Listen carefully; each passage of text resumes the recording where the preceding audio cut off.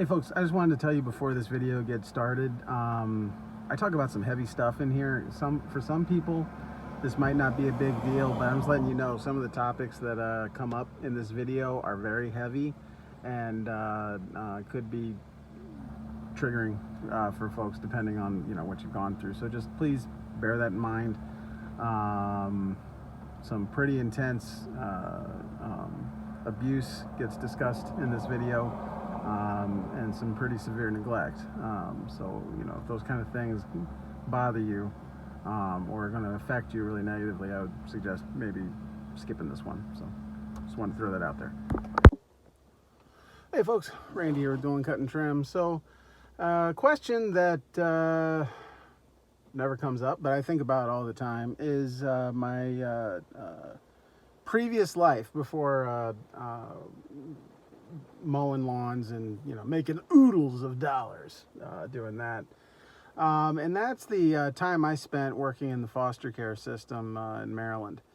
It's a time I think about a lot, and I've always thought about doing videos about it, and got myself caught in a rainstorm. It's not supposed to last too long, so I figured I would talk about my time in foster care. And I don't know, it might be interesting to you, it might not be, I don't know, but there we go. So I got hired in the foster care system in July of 2010. And in the county I worked in, Anne Arundel County in Maryland, there's basically a couple types of foster care units. At least this is how it worked then. You had your reunification units, the long-term foster care units, and the adoption unit. So the reunification units, our jobs were, which is where I started, is when a kid came into foster care legally, you need to try and get them reunited with their parents. You pretty much do that for the entire time that a kid's in foster care, but specifically that first year or two, you really are focusing on that as much as you're able. And then there's the, if that doesn't work out, then the case gets transferred to either long-term foster care, which is where a lot of the teenagers would end up, or they would get transferred to adoptions. That's where, like, younger kids, babies, typically would end up. I mean, teenagers sometimes would end up in adoptions, but that was less common. So I got my start in the reunification unit. Anne Arundel County had 2 reunification units, and I got assigned to one of them. And that was an experience. That was a real experience. I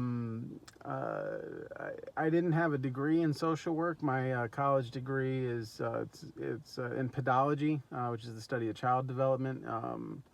I got it at Bowie State University. They call it something different now. It's like child and adolescent studies or something. I don't know. And so you start off. There's like a 6-week child welfare academy that basically prepares you for nothing, and you pass a test at the end of that, and they say, you, Randy, at the age of 22, no, was it 22? Yeah, I was 22. I was about to turn 23.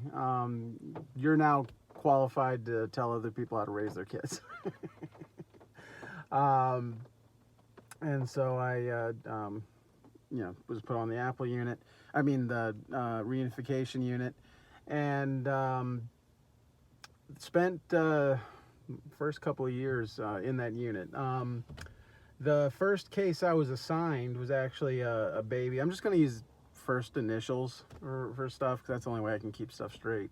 If I try and change names, I'll just end up messing it up. But my first case was this little baby named Jay. And it was a weird situation.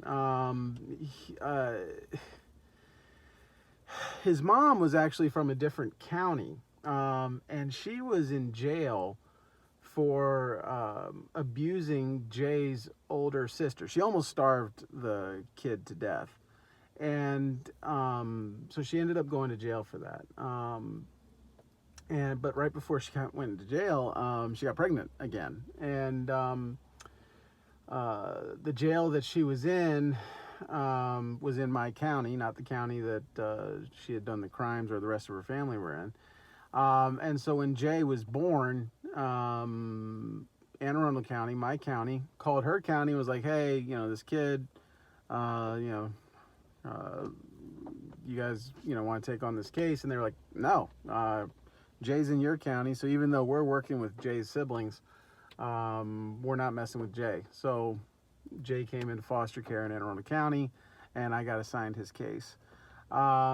Jay's mom was in a local jail, obviously, because I got the case. Jay's dad, who was also arrested, he was in a jail like about 2 hours away. That was a weird case. It was just a lot of weird circumstances because, it was just kind of a weird situation because the mom had never actually done anything wrong to Jay. I mean, she definitely had done some bad things with her previous kid, but I think, honestly, I feel like it had a lot more to do with her own mental deficiencies than it did with any attempt at criminality. She'd had a pretty hard life, and her personal life was just an insane mess. I mean, she had gotten married young. Like, I think she was 16 when she got married to an abusive dude. Had a couple kids with him, like three kids with him, I think. Ended up saying she wanted to get divorced from him, but they were broke. She starts dating this other guy. But this other guy, he's also broke. So she ends up having the new guy move in with her and kicking out her husband and making him sleep on the couch downstairs while she and her new guy used the bedroom. And her new guy got pregnant, ended up having the baby that they ended up going to jail for, malnourishing. I mean, that one, it was bad. I mean, I'm not trying to like make excuses or anything. It was horrible. I mean, that baby, I saw pictures of the kid and it was rough. I actually met the little girl. It was wild. But then they got pregnant again, and they ended up going to jail. So they had a 15-year sentence, but she didn't end up doing the whole sentence. But anyway, so I tried really hard on that case to try and get Jay with a family member. I would do family trees with the biological parents, trying to track down relatives. I ended up sending out probably 90 letters to different family members. I mean, like, we were doing like grandma's family tree, aunt's husband's family tree. I mean, we were doing everybody's tree, trying to track people down to find a relative for this kid to go to, but it never worked out. And so we ended up, after about a year, I went to the mom and I was just like, look, Elle, there's nothing we can do here. No one will take your kid, and you're going to be in jail for, at the time, 15 years. I got to put this kid up. The case is going to get turned into an adoption case. And, that was a rough day, man. I remember that. She was heartbroken because, even though she'd done some jacked up stuff, she was still a mom. And I actually cried after I left that meeting, because it was rough. I mean, the whole thing was just set up for failure from the beginning. I mean, we were doing visits between her son Jay and her in prison, but depending on what guard we had there, it was just the most absurd, miserable thing. They would go out of their way to make it hard. Like, they wouldn't let Elle go on the floor with Jay. She had to sit in the seat. So he was just miserable. Sometimes they wouldn't even let me bring formula in, so he'd be hungry. Um, they wouldn't let me bring pictures in. It just, sometimes you go in, it was just crazy. I mean, at one time they wouldn't let me in because I had jeans on. It was just, they literally would just make it up as they went. It's pretty mind-blowing just how much inmates are treated like second-class citizens. I mean, it's wild. But Jay ended up, the family that was taking care of him, they adopted him, and actually, from all I can tell, he's living a great life. I stopped working with him right around his first birthday, and I saw him again when he was like 4 or 5. He's living a good life. There was an open adoption. He ended up they kept contact with his mom, and it was a wild situation, but that was the first case I ever worked. And like I said, that case was about 12 months for my part. And then the next case I worked was this girl named T. And I'll tell you about T, but looks like it's stopped raining enough that I can mow this yard. So I'll tell you guys about T in a little bit. All right, I'm back. It started raining again. So the second case I got assigned was this girl named T. And T is one of those people that is just going to be forever imprinted on my heart. I think about her a lot. I don't think she thinks about me at all. Anyway. But I remember the first time I met her. I met her brother, and her mom. And it was at a meeting. I honestly don't remember anything about the conversation that we had at the meeting. I think at that meeting, they were trying to decide if she was going to come into foster care or not, and ultimately she didn't come in at that point, but she did come in later. But I don't really remember what was said. What really sticks out in my head was her mother. She looks dead. She was dealing with oh man, I can't remember. It was some kind of hepatitis, and she was going through the medication protocol for that.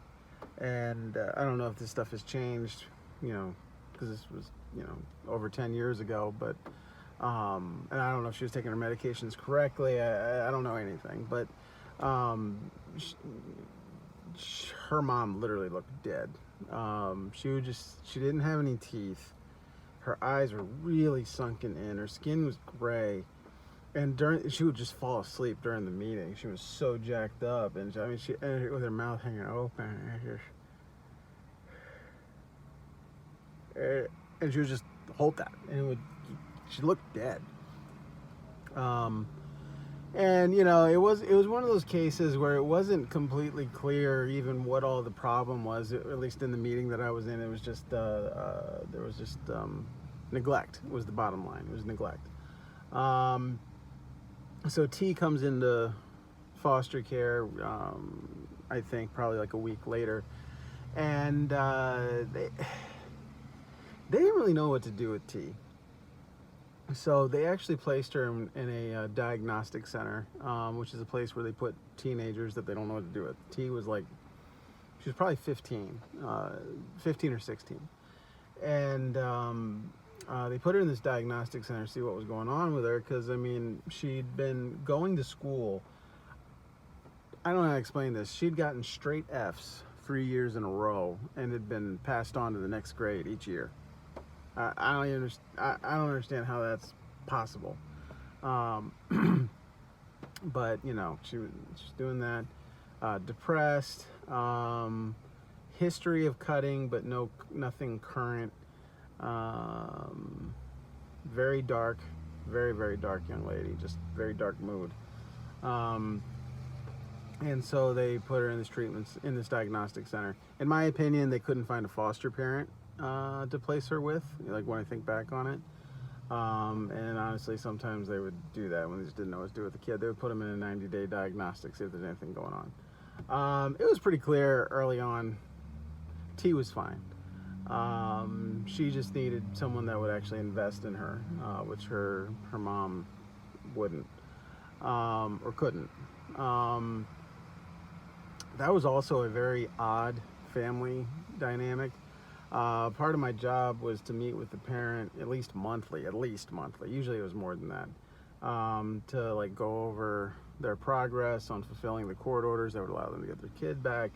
And as I went through my time in the foster care system, you start to learn and pick up pretty quick on when a parent actually does want their kid back as opposed to no. And T's mom, she would go through the motions, but she didn't actually want to get her kid back. She just didn't. But when I went to meet with her for the first time is when I discovered that her mom was a hoarder. When I went into the house, it was literally floor to ceiling junk, like stuff,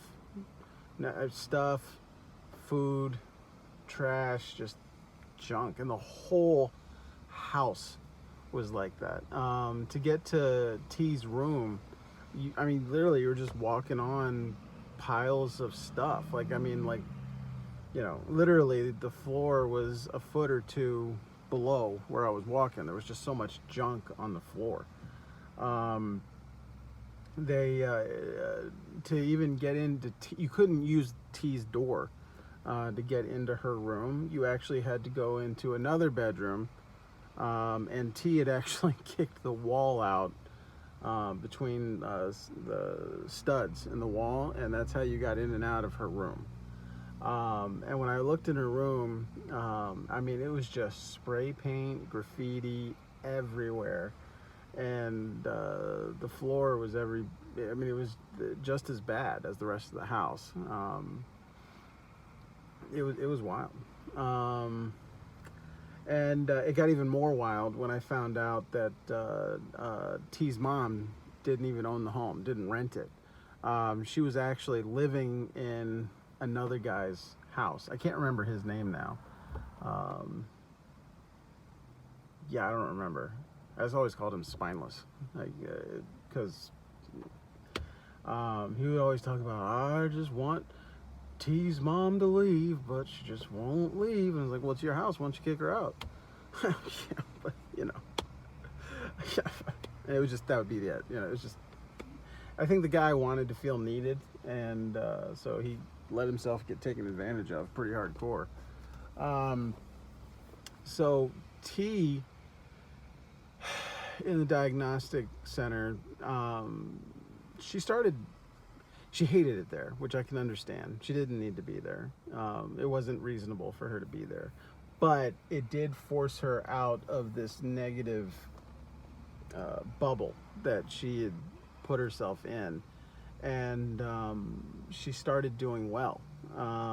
She went from straight F's to straight A's. She told me it was because the schoolwork in the diagnostic center was just so easy that she couldn't help but get A's. I told her, I was like, I think it's actually because of how smart you are. And so she spent 90 days in the diagnostic. I think actually it was a little less than that. Actually it was kind of funny. She had it wasn't a Tumblr. It was a website, I think, called Live Journal. And you could basically do journal entries. And I don't remember how I even found out about it, but I found out that she had one, and I went on there, and she was really irritated with me about some stuff. There were multiple references in her Live Journal entries, which it was posted public, so it wasn't like I was breaking into anything. It was literally a public thing she was doing. But she there was like multiple entries about how she just wants to kick Randy in the balls.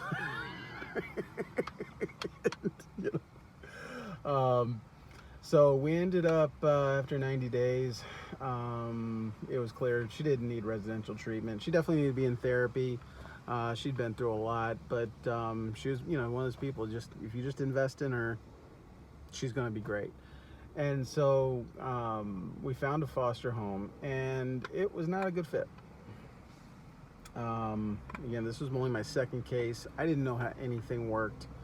And, in hindsight, I would not have placed her with this foster mom, but I didn't know. So T ended up going with this foster mom. Wonderful lady. I'm not going to ever say anything bad about this woman.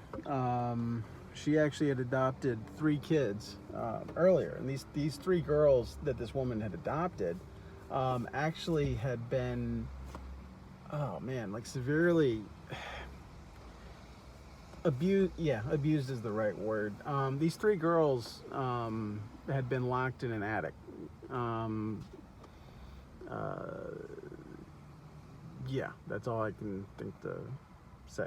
They had all been locked in an attic their whole lives. I'm not clear on how they got found and how they got brought into care. But when they came into foster care, like the oldest was 5, and I think the youngest was 2.5, somewhere in there. None of them could speak. None of them were potty trained. Nothing. These kids were about as close to animals as you could get. And this woman had taken these kids in, taught them all how to speak, potty trained them, and by the time I met them, the oldest I think was 11, and they were 3 sweet young ladies. Sadly, they all 3 had a genetic defect that made it unlikely they were going to make it to adulthood. So in all possibility, those 3 kids are they wouldn't be kids anymore. It's very possible all 3 of them are dead at this point. But so anyway, this woman took these kids on, adopted them as her own, and was committed to taking care of them for the rest of their lives, which is beautiful. So anyway, so my kid moved in there. Now, the thing that made her very successful with those 3 young ladies was she was extremely rigid, extremely consistent schedule that was not deviated from. And that was wonderful for those 3 girls. That was horrible for my young lady T, who had been raised by a hoarder. That did not work well at all. And so there was just constant problems. And T was only there, I don't know, a couple months. Might not even been that long. I don't remember now. But I got a call from the foster mom saying, like, hey, I had an argument with T, and she was threatening to hurt herself or cut herself. Can you come? I was like, yeah, sure. So I went over there, and T was in her bedroom, and I was like, hey T, can we talk? And she was like, sure. And I was like, well, I feel weird. I'm not going into your bedroom while you're laying in bed. Like, I'm not doing that. Can we go on the porch or something? And she was like, sure. And so she was just very mopey, very upset. And and so we were talking about what all was going on. And I don't remember exactly how it came up, but she said something about, when it's like this, I want to cut, and I was like, and I asked, I was like, well, did you? And she looked at me, she's like, yeah. And I was like, are you okay? And she's like, I'm fine. I was like, where'd you cut yourself? My wrists. Can I see? So she shows me, she moves some, all these, she must have had 50 bracelets on. I don't know what the deal was with that. She never really, she told me there was connections to good memories. I don't know. Concert bracelets, her wrist was funky. So she shows me her wrist, and she had basically taken a clothespin.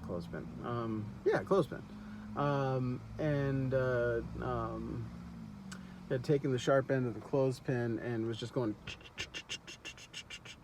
like up and down her wrist, and to the point where it was like this, basically this section of her wrist literally looked like raw hamburger meat. Like it literally was just all red and gross, but just the skin was all gone and it was just nasty looking.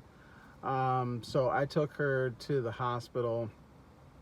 Because of the nature of the injury, they checked her into the psych unit, and because I was her caseworker and, you know, she was a minor, someone had to be there that was responsible for her. So I ended up spending the night at the hospital. I got there at like 5 p.m. with her, and I think we left around 7 a.m. the next day, because they wanted her to be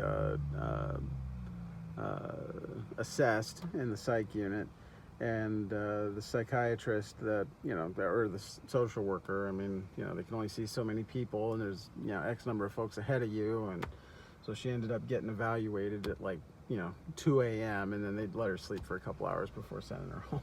So that was fun. But she, the foster mom didn't feel like she should stay there. Honestly, I agreed. And so we had a meeting, and a new foster mom was identified. And this woman was amazing.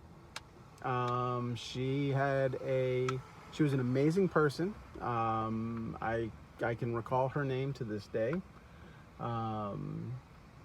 She, professional lady. Her husband was a rough construction guy. Bunch of kids of her own that weren't really making much of themselves, but they were loved. Big house, messy, lots of animals, animal hair everywhere. It was just enough structure for T to thrive, while still being messy enough for her to be comfortable. And she stayed there the rest of the time that she was in foster care. I think she was then in foster care for, I think, another 3, maybe 4 years. I ended up transferring her to the long-term care unit, or long-term foster care unit, that I would eventually join a couple of years down the road. And it went great. She bonded with that foster mother. There was a lot of talk of her actually going through the process of being adopted by that foster mother. But she ended up deciding she didn't want to do that. But it went wonderfully, and she had a very happy, or as happy as you can, remainder of her time in foster care. I kind of keep tabs on her a little bit. She doesn't live with the foster mom anymore, although she was welcome to. But that was the second case I ever got. And then there's one more case I want to tell you guys about. And man, I don't know why kids would be watching this, but if they are, you should make your kids leave. But I'll have to get back to that. Hey folks, so this ended up not getting recorded later that day. This is like a week later that I'm finishing this up. And I'm just going to give you guys a warning at the beginning. This third case I got assigned, this story's a bit much. I didn't work it very long, but it's a rough one. So like I said, I hadn't been working cases very long. I only had 2 actually assigned to me, and then I was kind of partnering with more experienced workers on other cases. And so I get an email to me and the guy that sits next to me, and it's from our supervisor, and they're saying, hey, we got 2 we call them TDMs, team decision making meetings, to decide if these kids are going to come into foster care. Randy, you go to one, and the guy sitting next to you, you go to the other one. And so I'm like, oh man, this is going to be my first time doing one of these by myself. I've been in those meetings before, but always shadowing someone. And so So I bump into my supervisor, and she was like, hey, you don't need to be nervous. It's no big deal. The meeting I'm sending you to, it's infant born to two parents dealing with drug addiction. They're not coming into foster care. It looks like we've got a relative that's going to take the baby. This is just more of a formality than anything else. So I was like, okay, great. So she gives me she tells me where the meeting's going to be, and I say, okay, I'll be there. So we go to the meeting. Got these kids over here, they're acting weird. I really don't want to see them get hit by a car. And they're trying real hard to get hit by a car too. Kids, man. Anyway. Now they're trying to get hit by a Lay's truck. So anyway, so so I'm going to go to that meeting, and my coworker's going to the other one. They tell us where to go. There's 2 meeting rooms. I think I was going to go to the big. My meeting was in the big meeting room. His was in the small. So it's great. So I go to my meeting, and I noticed there's a lot of people there. Normally, it's like for a TDM, it's like the meeting facilitator, the CPS investigator, foster care worker, a resource homes worker possibly. That's a person that deals with actual foster parents, and maybe somebody's supervisor would be there, and that'd be about it. I go into this meeting for this, born to people addicted to drugs. And first thing I notice is everybody's there, but with their supervisor. So the investigator's there, but with her supervisor. The TDM facilitator's there. The resource homes worker's there with her supervisor. But then not only that, the attorney for Department of Social Services, they're there. The program director for in-home services is there, and the assistant director for investigations is there, and I'm there. I've been here for like 3 months. This is my first meeting. I'm like, man, there's a lot of people here for something that's open and shut. So then the parents come in, and everybody, I know that it. Just because someone's addicted to drugs doesn't mean you can just look on them and tell. I know that. But when the parents came in, they did not look like people that you would think were addicted to drugs. They just didn't have that look. Obviously people are able to hide their addictions, but it was a little odd. And it was also odd because I was under the impression it was a couple that was together, but there was actually 2 sets of parents that came in. And so people introduce themselves and find out it's mom and dad are divorced and have both since remarried, and so this is their spouses. So I'm like, oh, this is interesting. Do they have another baby? Like what? And so they ask the parents, do you guys want to say what happened? And the mom just starts crying. And the dad is just kind of shaking his head. And the facilitator says, would you rather the investigator kind of fill everyone in on what's going on? And they said yes. And so the investigator did. I just want to warn you guys, this is pretty wacky, what I'm about to tell you. It's pretty dark. They say, so they introduce the couple, the family, and they say they have the dad with his new wife has a baby, mom with her new husband has a baby. There's also a daughter that the parents share that's 7, a 9-year-old daughter, and then there's a young man named A, and he's 13. And so you say, okay, so what's been going on? Mom walked in on A raping his 9-year-old sister. When questioned about it, they found out that not only that, but A admitted to attempting to rape both the babies. They had also said they had seen him, I'm just going to keep this really generic, attempting to sexually assault the family cat. And there had been some odd behaviors at school. The raping of his sister had been going on for about 8 months. And what was really heartbreaking, well, there's a lot of things that were really heartbreaking, but the father told me later, long story short, he came into, I'm skipping ahead, but the outcome of the meeting was he couldn't go back home. So he came into foster care. He was also obviously being dealt with by the Department of Juvenile Services, but we're going to get into that. But DJS wasn't going to take him out of the home. So we said, well, we'll do it then. If they won't do it, we'll do it.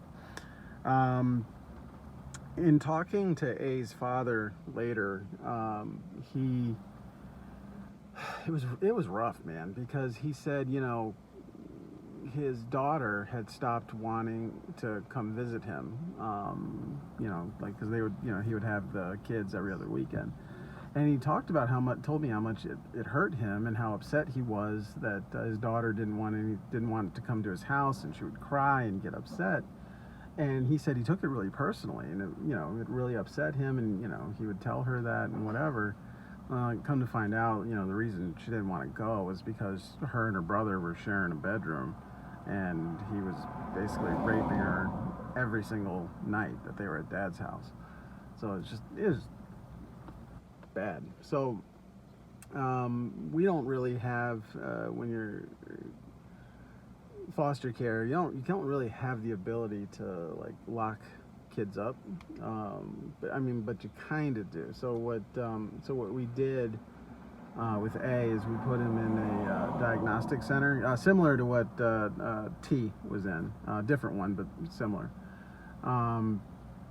And so we put him in a diagnostic center because that's a locked facility, while we figured out what was going on. And we went to court for him, and the first thing the judge asked was, why is foster care involved with this case at all?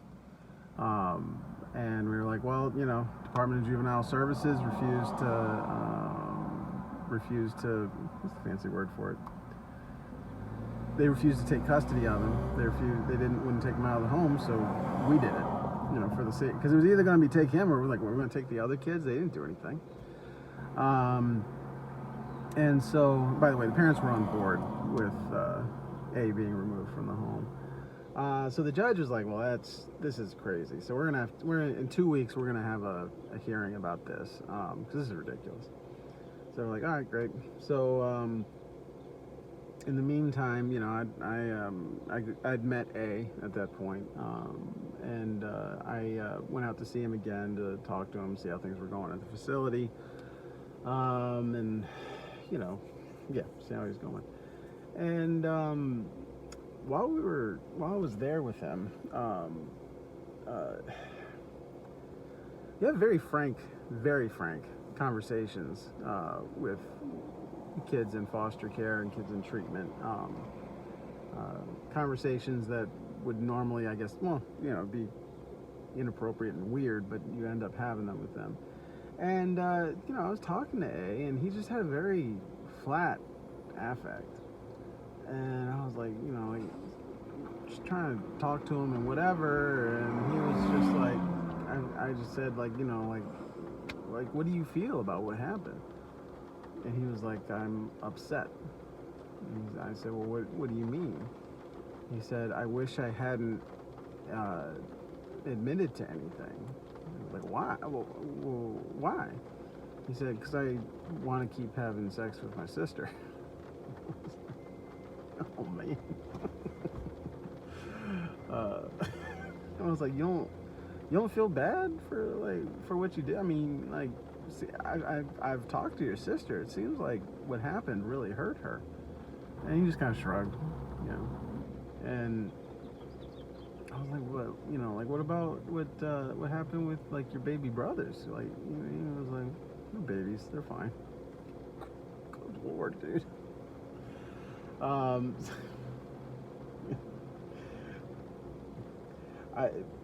It was kind of chilling talking to him because I have talked to people who were angry at their victims because what had happened had been found out, and they were just completely clueless as to their own fault in the matter. But I just never talked to somebody that young that felt that way or that had acted that way. And you know, honestly, I ended up not working with A all that long. You know, I did my best to get his siblings set up with support services in the community, and I mean, like, you know, therapy and stuff like that. But when we went back to court, the Department of Juvenile Services, they brought their regional director in to the hearing. I'll never forget. That guy's name was Virgil. Never forget that. And I don't mind saying his name. I don't know what his last name was, but I just remember his first name was Virgil. And he got up there, and the judge was like, why wouldn't Department of Juvenile Services take custody of this kid? And he was like, well, we just don't think there's anything that we could do that Department of Social Services wouldn't do. So we don't see the point in us getting involved. We're not going to do anything different than social services. And the judge was like, do you have any idea what happened in this case? No, this is nuts. I don't remember exactly what he said, but he court ordered that Department of Juvenile Services be involved in this case and take custody. And so they said they would. But Department of Juvenile Services, at least in Maryland a decade ago, was just a complete joke. I think it still is now. It might even be worse. And so I did all the legwork for them. I found a facility that could provide intensive treatment for A. And once he was transferred to that facility, Department of Juvenile Services stepped in, and we closed the case out on our end. So I don't know what ended up happening with A. He's definitely a full-grown adult now, and I've looked him up several times, and he hasn't shown up on on any criminal databases. And a lot of my clients that were involved in sex abuse and things like that, a lot of them do end up on those registries. So the fact that A isn't on there, honestly, either means his family moved out of state eventually, or he was able to turn it around. But he was a disturbing young man to talk to. So yeah. But those were the first 3 cases that I worked as a foster care worker. Tell me if this was of any interest to you at all, and I'll make more of them. I'm thinking about making a different channel, just kind of telling these stories. These first couple ones, honestly, are kind of boring. Nothing all that crazy happened with those cases. But there are some doozies that we could get into. Yeah, hope this was interesting. It's Randy doing Cut and Trim, and this is just the story of my time in foster care. Scratch that. I just looked it up, and A does actually have a domestic violence listing in Maryland. The person that filed it didn't show up for court, but that's there. So honestly, not bad compared to a lot of guys that I've dealt with. So wherever that's worth.